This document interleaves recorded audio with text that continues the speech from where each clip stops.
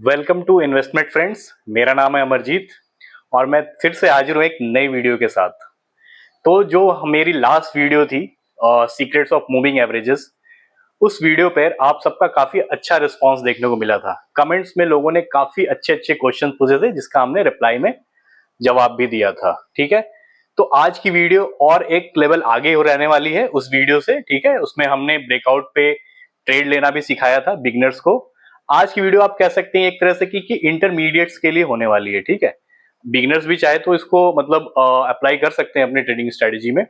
तो आज का जो हमारा टॉपिक है वो क्या है कि how to find demand and supply zone using moving averages, कि dynamic demand and supply zone moving averages को की हेल्प से हम कैसे फाइंड आउट कर सकते हैं। डिमांड एंड सप्लाई जोन क्या होता है? Demand and supply zone actually एक ब्रॉडर एरिया होता है जिसके अंदर सपोर्ट और रेजिस्टेंस फॉल करता है। ठीक है, हम सपोर्ट और रेजिस्टेंस की जगह अगर डिमांड एंड सप्लाई को यूज करते हैं, सप्लाई जोन को यूज करते हैं, तो हमें क्या मिलता है कि एक एज मिलता है कि अगर हो सकता है कि हमारा प्राइस हम जिस भी लेवल पे हम एक्सपेक्ट कर रहे हैं कि जो हमारा सपोर्ट या रेजिस्टेंस है, अगर उसके ऊपर या नीचे से अगर रिवर्सल लेता है तो हमें वो गलत ना लगे, हमारा छूट ना जाए या कभी कभी हम फेक आउट के शिकार ना हो जाए। तो इस वजह से हम क्या करते हैं कि हम डिमांड और सप्लाई जोन यूज करते हैं। ठीक है, तो आज की वीडियो इसी के बारे में रहने वाली है कि मूविंग एवरेजेस के हेल्प से हम कैसे डिमांड और सप्लाई जोन फाइंड आउट कर सकते हैं। ठीक है, और मूविंग एवरेजेस इतना इंपॉर्टेंट क्यों है, कैसे ये इतनी सारी चीजें बता दे रहा है, आप ये सोचिए। तो मैं आपको बताऊंगा, अगर मूविंग एवरेज का आप मीनिंग समझे तो उसका मतलब क्या है कि मूविंग जो एवरेज प्राइस है, ठीक है, वो जैसे जैसे मूव कर रहा है एवरेज प्राइस हमेशा बदलता जा रहा है। ठीक है, अब हम किसी एक पीरियड का मूविंग एवरेज ऐसे यूज करते हैं, जैसे कि मान लो 50 का पीरियड का मूविंग एवरेज यूज कर रहे हैं, तो वो उसका मतलब क्या होता है कि लास्ट 50 कैंडल्स का जो एवरेज प्राइस है वो कितना है, वो उस लाइन के साथ मतलब ड्रॉ होता रहता है। कि जो चार्ट पे हमें लाइन दिखती है ना, मूविंग एवरेज लाइन, वो उसके साथ ऊपर नीचे होता रहता है। ठीक है, अब क्या होता है कि मैं इतना जैसे बता रहा हूं कि ये मूविंग एवरेज को ब्रेकआउट हो गया या मूविंग एवरेज पे सपोर्ट और रेजिस्टेंस लग रहा है, ऐसा है वो क्यों रहा है?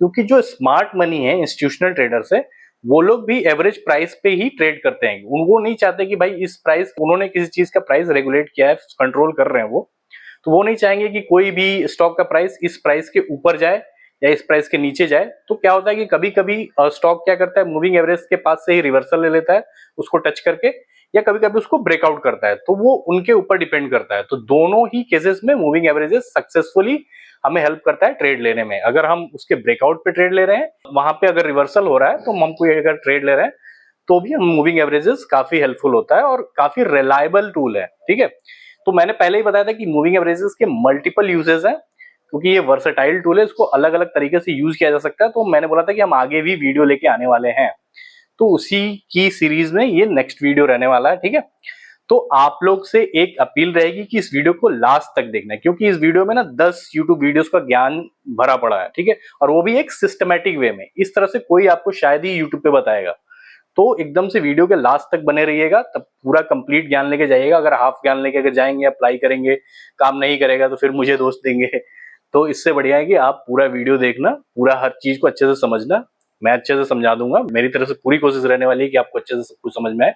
ठीक है, तो आगे बढ़ने से पहले इस चैनल को सब्सक्राइब कर दीजिए, वीडियो को लाइक कर दीजिए और कमेंट में जो भी आपको मन में आ रहा है क्वेश्चंस पूछ सकते हैं। ठीक है, लास्ट टाइम भी बहुत सारे लोगों ने बहुत अच्छे अच्छे क्वेश्चंस पूछे थे। ठीक है, हमने अच्छे से जवाब भी दिया था।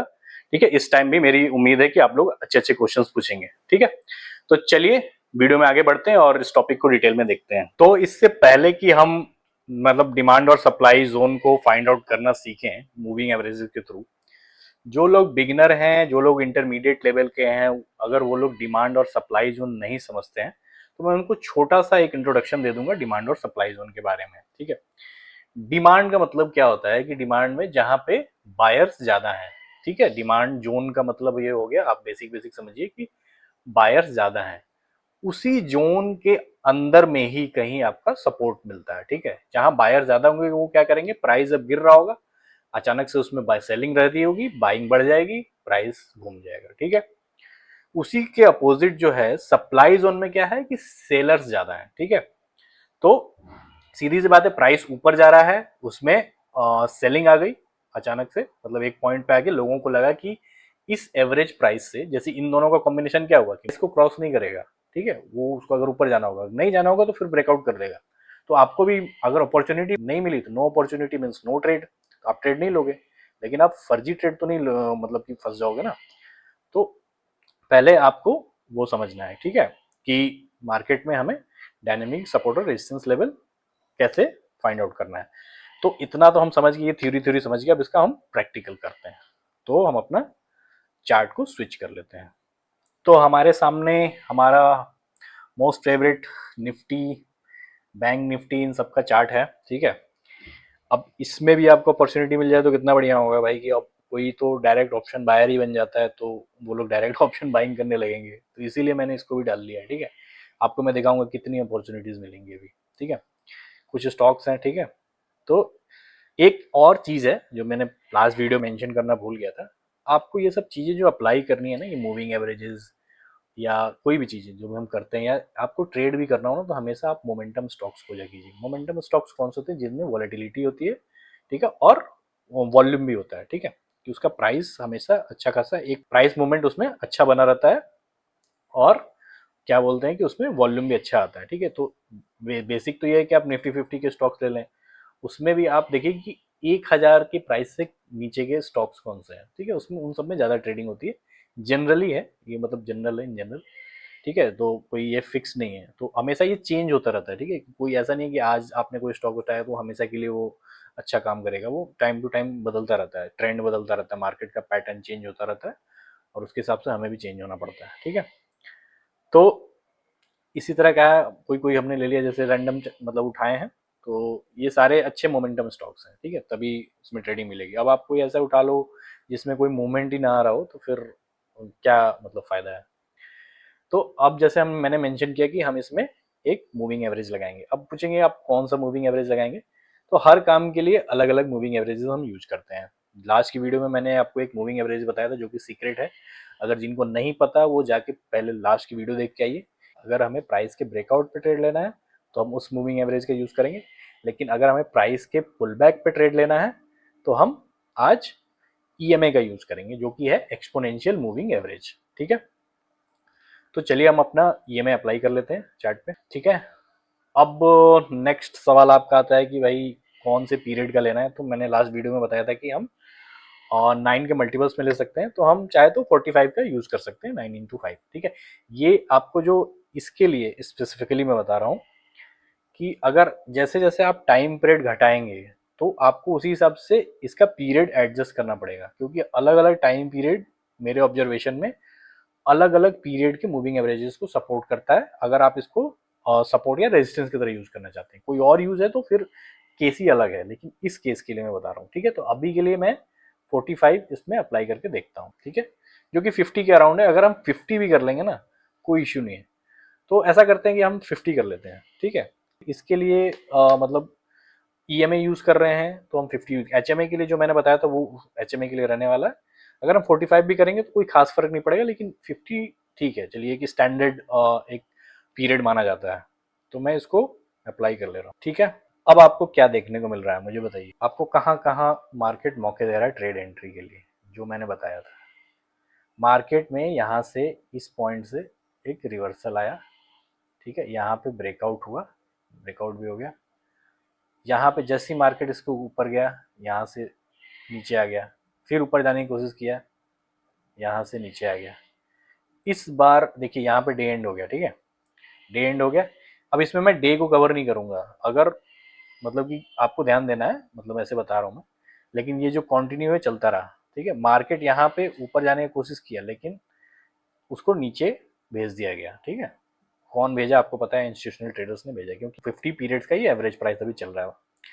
अब यहाँ पे क्या हुआ कि मार्केट यहाँ पे गया, आपको लगा कि अरे ब्रेकआउट हो गया, लेकिन ब्रेकआउट नहीं था, वो मार्केट यहाँ से रिवर्सल लेके बहुत ही तगड़ा मूव दिया, ठीक है। उसके बाद आते हैं, फिर यहाँ मार्केट में एक रिट्रेसमेंट आया, ठीक है, पुल बैक बनाया मार्केट ने, फिर यहाँ से नीचे गिरना शुरू हुआ। चलिए यहाँ डे एंड हो गया, अगर हम अभी ये डे को कंसिडर नहीं करेंगे, ठीक है, क्योंकि हमें बस ट्रेंड फॉलो करना है। आप कैसे ट्रेड लेंगे वो अब बात की चीज़ है।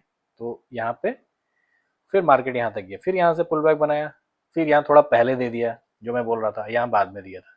ये अभी अभी एक ये हमारा अभी चैलेंज अभी बरकरार है, तो इसको भी हम आगे जाके एड्रेस करने वाले हैं। तो इसीलिए मैं बोला था कि वीडियो लास्ट तक देखना, ठीक है। यहाँ भी वही चीज हुआ कि लगा कि भाई मार्केट में ब्रेकआउट आना है, लेकिन ठीक है, तो हर बार मौके दे रहा है, इतने में तो कितने बार आप हो जाते हैं। देखिए अब क्या है कि अब जैसे इसमें ब्रेकआउट हो गया, अब ट्रेंड चेंज हो रहा है, फिर यहाँ से मौके दे रहा है, फिर यहाँ से देखिए ये ऊपर जा रहा है, लेकिन यहाँ क्या है कि दूर है, ठीक है। अगर मैं 45 लगाता थोड़ा और नजदीक रहता, लेकिन ठीक है चलो 50 यूज करें, 45 जिसको जो भी आप दोनों एडजस्ट करके देख लेना, जो भी जच रहा हो 45 या 50 आप यूज कर सकते हैं, इसमें कोई हार्ड एंड फास्ट रूल नहीं है, ठीक है। तो ये हमारा इस तरह से है। अरे आप बोलोगे कि एक ही आप चार्ट दिखा रहे हो, मैं एक काम करता हूँ, अरे आपका जो फेवरेट ये सब दिखाते हैं ना, हाँ निफ्टी, देखिए निफ्टी कैसे कैसे कहाँ कहाँ देगा, देखना कैसे रेस्पेक्ट करता है निफ्टी इस चीज को। मैं पीछे एकदम चला जाऊंगा, देखना जहां जहां निफ्टी गया है कि भाई ऊपर जाने वाला है, बहुत जगह से बहुत जगह मौके दिए हैं, देखिए यहाँ मौका मिला, यहाँ मौका मिला, इसके ऊपर जा ही नहीं रहा, इसके साथ साथ ही चल रहा है, ठीक है। अब यहाँ बोलेंगे चला गया ऊपर, क्योंकि ये डे एंड हो गया था, ठीक है, डे एंड ऊपर से आया फिर नीचे, फिर यहाँ पे नहीं हो रहा है, नहीं मिला मौका, कोई दिक्कत नहीं, ऐसा नहीं है कि हर बार करेगा, क्योंकि ब्रेकआउट तो हर जगह होता है ना, कोई भी सपोर्ट एंड रेजिस्टेंस का ब्रेकआउट या ब्रेकडाउन होता रहता है, लेकिन बहुत बार होता है कि उसको रेस्पेक्ट भी करता है। यहाँ देखिए, यहाँ देखिए, तो अभी तो ये हम सपोर्ट रेजिस्टेंस देख रहे हैं, अभी उसके केस में देखेंगे ना। अब यहाँ देखिए, यहाँ पे किया तो है, लेकिन थोड़ा आगे जाके गया है, ये भी हम एड्रेस करने वाले हैं कि किस तरह से हम इसको मतलब कि हटा सकते हैं, इस चीज को भी हम कैसे मतलब कि इंक्लूड कर लेंगे कि हाँ भाई ये हमारे साथ ही है। अब बहुत सारे हैं, अभी देखिए बैंक निफ्टी में भी देख लेंगे, ऐसा नहीं है। जहाँ पे अगर देखिए हमको कैसे देखना है कि अब ऐसा नहीं है कि जैसे हमने वहाँ टाटा कंज्यूमर्स में देखा था ना कि प्राइस अगर एक बार ब्रेकआउट दे दिया तो बहुत दूर तक जाएगा। सबसे ज्यादा वोलेटाइल तो हमारा निफ्टी 50 इंडेक्स होता है, ठीक है। अब वो क्या करता है, थोड़ा दूर ऊपर जाता है फिर नीचे आता है, थोड़ा दूर ऊपर जाता है, ऐसा तो नहीं होता कि अब अप ट्रेंड में आ गया तो बहुत देर तक अप ट्रेंड में आ जाए, लेकिन कभी भी ब्रेकआउट देगा ना तो आपको ये चीज हमेशा ध्यान देनी है कि उसका उसमें एक पुल बैक आएगा ही, एक रिट्रेसमेंट आएगा ही, अगर अप ट्रेंड में है या डाउन ट्रेंड में है, थोड़ा थोड़ा रिट्रेस लेके देखिए, यहाँ पे आ रहा है, यहाँ पे आ रहा है, तो बहुत ज्यादा शार्प मूव होगा अगर, तो ये बहुत ऊपर ऊपर चला जाएगा, ठीक है, फिर तो हमारी पकड़ में नहीं आने वाला। तो अगर लेकिन अगर हेल्दी, एक बोलते हैं ना कि हेल्दी ट्रेंड होता है, मतलब एक स्ट्रॉन्ग ट्रेंड हो गया, एक वीक ट्रेंड हो गया, एक हेल्दी ट्रेंड, जो हेल्दी ट्रेंड होता है वो आपको बहुत अच्छे अच्छे मौका देता है, ठीक है। बहुत ज्यादा स्ट्रॉन्ग रहेगा अप ट्रेंड तो हो सकता है कि मौका ना मिले, जैसा इस तरह का मैं दिखा रहा हूँ। तो मौका नहीं मिलने का मतलब ये नहीं कि स्ट्रेटजी गलत हो जाती, मौका मिलने का मतलब कि वेट करो भाई। कोई भी दुनिया में बड़ा प्रोफेशनल ट्रेडर बना है ना, वो वेट करके ही बना है कि भाई जब मेरा सेटअप आएगा तब। अगर मैं आज ये सेटअप सिखा रहा हूँ और किसी को ट्रेड करना हो ना, वो आराम से पैसे छाप सकता है, बस उसके अंदर पेशेंस होना चाहिए, ठीक है। या जब मेरा सेटअप बनेगा तब मैं एंट्री करूंगा, एज ए रैंडम एंट्री नहीं कर लूंगा, या फोमो में नहीं आ जाऊंगा कि भाई अरे छूट रहा है, अरे ये तो ऊपर जा रहा है। नहीं भाई, दोबारा मौका देगा। अगर मान लीजिए यहाँ इन जगहों पे आपको मौका नहीं मिला होता, मैं बता रहा हूँ, तो यहाँ मौका मिल जाता है, एक दिन बाद मिल जाता है, 2 दिन बाद मिल जाता है, लेकिन आप लॉस तो नहीं करते ना, प्रॉफिट ही करते हैं। जब अगर मान लीजिए आपको ये देखना है कि मैं अगर एंट्री ले रहा हूँ तो वो एंट्री कितनी रिलायबल है, अगर हमारा जो इसका एफिकेसी है, जो इसका कितना ज़्यादा इफेक्टिव है, ये स्ट्रेटजी मैं आपको बता रहा हूँ, इससे चेक होगा कि जब भी आप एंट्री ले रहे हो तो आप कितने टाइम गलत हो रहे हो। तो अगर आप देखोगे ना तो 90% टाइम आप सही हो रहे हो। मैंने तो मतलब कम बता दिया कि अगर यहाँ से प्राइस इसको यहाँ से रिवर्सल ले रहा है तो वो नीचे जाने का उसका चांस बहुत ही कम है, ठीक है। अब ये डे, इवन यहाँ भी देखो, अगर आप स्टार्टिंग के डे में भी लिया तो ऊपर गया है, अब वो कितना ऊपर जाएगा इसकी गारंटी कोई नहीं लेता है, ठीक है। तो ये चीज चेक करना है हमें। देखिए कहीं भी जहां पे इस पे रिवर्सल ले रहा है वो नीचे गया है, ठीक है। देखिए यहाँ पे ऐसे ऐसे भी दिख रहा है यहाँ पे, लेकिन यहाँ पे आप पकड़ नहीं पाओगे, इतना बड़ा कैंडल के बाद क्या ही पकड़ पाओगे।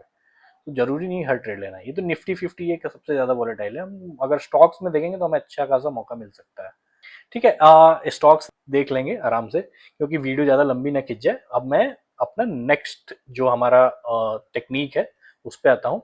तो हम एक बार पीपीटी को स्विच कर लेते हैं, थोड़ा समझ लेते हैं थियोरेटिकल पार्ट उसका, फिर हम प्रैक्टिकल भी करेंगे, ठीक है। तो सपोर्ट एंड रेजिस्टेंस हमको समझ में आ गया, कैसे काम करना है, उसमें कैसे ट्रेड लेना है, ठीक है। तो हमने जो मेजर हमारा जिसमें वो आ रहा था कि काम तो कर रहा है लेकिन कभी कभी एक्स्ट्रा मतलब जाके उसको क्रॉस करके वापस रिवर्सल ले रहा है, या कभी कभी पहले कर ले रहा है, यही हो रहा था, ठीक है। अब उसके लिए भी मेरे पास इलाज है, और ये कोई नहीं बताएगा यूट्यूब पे, शायद ही कोई बताए, ठीक है। Moving averages supply and demand zone भी बनाते हैं, ठीक है। अब जो जिस पीरियड का हमने मूविंग एवरेज अभी यूज कर रहे थे, वो क्या था कि वो क्लोज से अपना एवरेज क्रिएट करता है कि प्राइस के क्लोजिंग पे वो अपना उसके हिसाब से मूविंग एवरेज वो क्रिएट होता है। अब हम क्या करेंगे, जब हमको demand and supply zone find out करना है तो हम उसके हाई और लो को मतलब कि पे अपना मूविंग एवरेज करेंगे। प्रैक्टिकल करके मैं बताऊंगा। तो क्या होगा कि आपका एक डिमांड एंड सप्लाई जोन, एक एरिया बन जाएगा कि वो उस एरिया के बीच से प्राइस रिवर्सल ले तो आप ट्रेड ले सकते हैं। अगर उसको भी क्रॉस कर गया तो फिर आपको चौकन्ना रहना है। अभी क्या होगा, कभी कभी उसको भी क्रॉस करके अगर प्राइस ऊपर जाता है तो कोई बात नहीं भाई, एक ट्रेड छूटना कौन सी बड़ी बात है। इसका मतलब ये नहीं कि स्ट्रेटेजी गलत है। स्ट्रेटजी को जो नियम बनाया जाता है उसी नियम पे करना है। आपको एक दिन दिख गया कि भाई चलो इसको भी क्रॉस करके प्राइस तो फिर रिवर्सल ले रहा है, मतलब इसको क्रॉस करने के बाद भी मैं मतलब इसमें एंट्री ले सकता हूँ, गलत।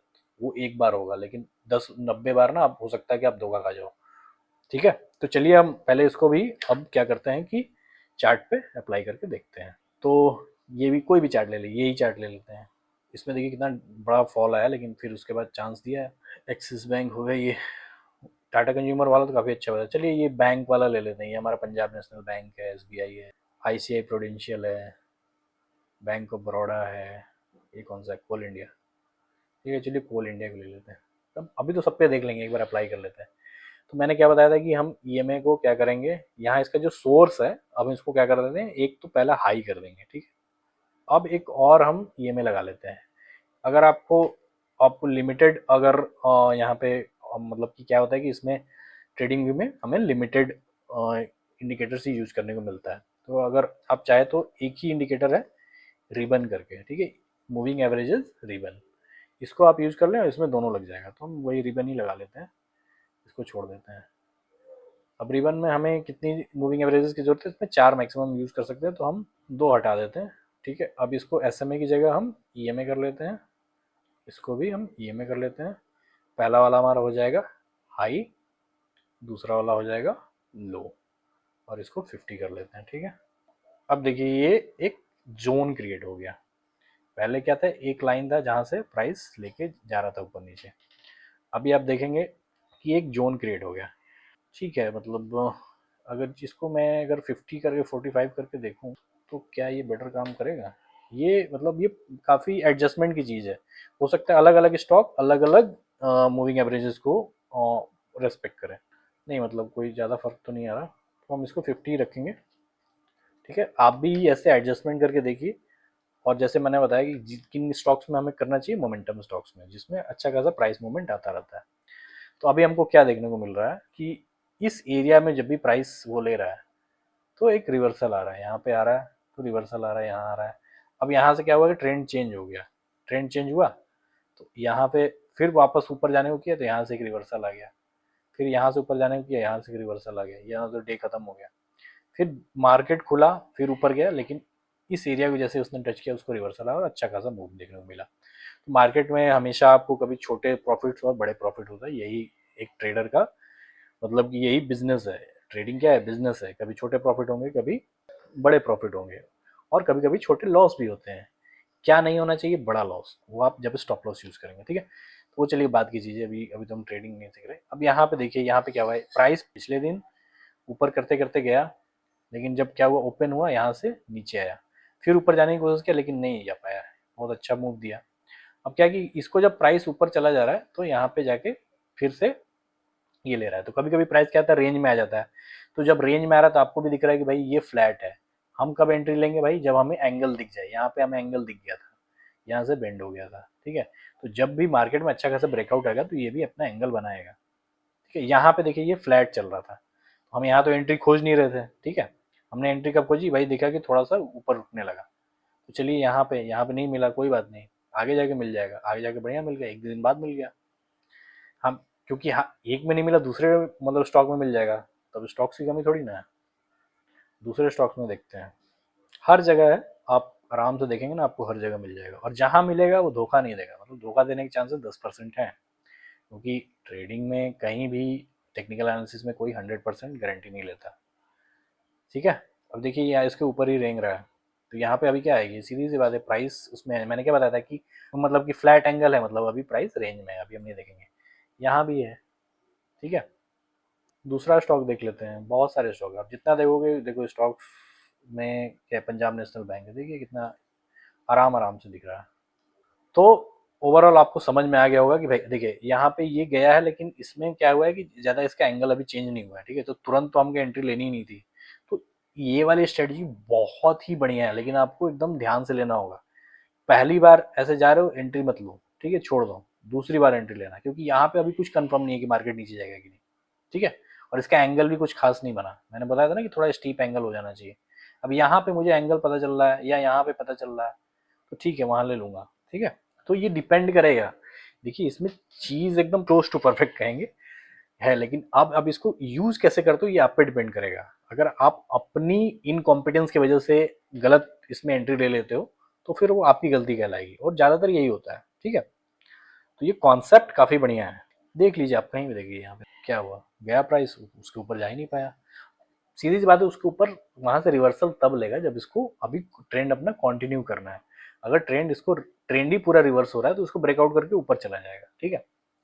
तो इस तरह से हम मूविंग एवरेजेस के हेल्प से डिमांड और supply zone, dynamic demand and supply zone draw करके और ट्रेड भी कर सकते हैं। बाकी आपको टारगेट कितना रखना है 1:2 आपके ऊपर है, ठीक है। क्योंकि अलग अलग कॉन्सेप्ट होता है, और स्टॉप लॉस क्या रखना है वो आप खुद से अपना डिसाइड कर सकते हैं। लेकिन स्टॉप लॉस हमेशा याद रखिए, हमेशा स्टॉप लॉस लगाना जरूरी होता है, क्योंकि किसी दिन आपका सारा प्रॉफिट एक बार में वाइप आउट हो जाएगा अगर आपने स्टॉप लॉस नहीं लगाया तो ओवरऑल यही था आज इस वीडियो में, ठीक है। आई होप कि आपके लिए काफ़ी हेल्पफुल रहा होगा, क्योंकि दो हमारा टॉपिक कवर हो गया है मूविंग एवरेजेस में। दोनों काफ़ी नई नई चीज़ें थी, अच्छी अच्छी चीज़ें मैंने बता दी हैं आपको, ठीक है।